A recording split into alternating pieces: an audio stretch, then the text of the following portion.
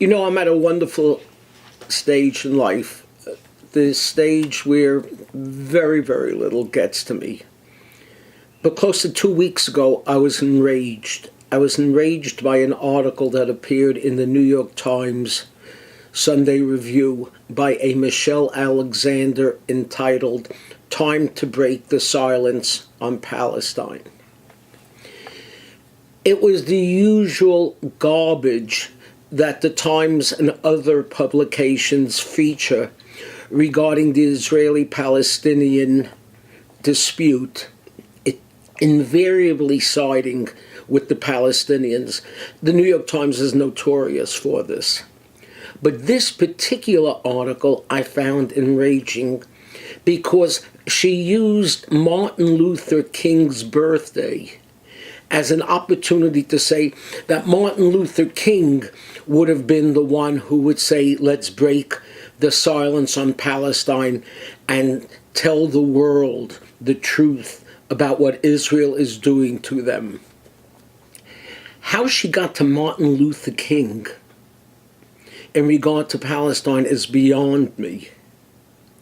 And what really upset me is, if Martin Luther King were alive today, what do you think he would be saying about the Palestinians who used terrorism, who blew up planes and buses and killed children in their beds and reward terrorists and refuse to recognize Israel's right to existence and use every means possible to undermine the security of the Jewish people?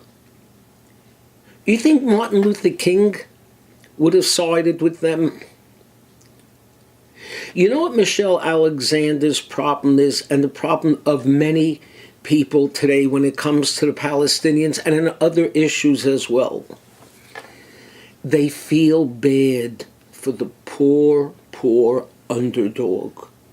Israel with its mighty army and infrastructure, and these poor, oppressed Palestinians. There's a natural tendency to side with the underdog. And that's why this week's Torah portion, Mishpatim, which means laws, contains within it a very important law. We are told, you shall not favor a poor man in his lawsuit. Shall not favor a poor man?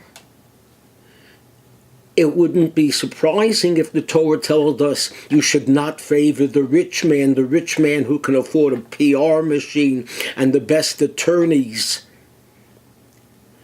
But you should not favor the poor man?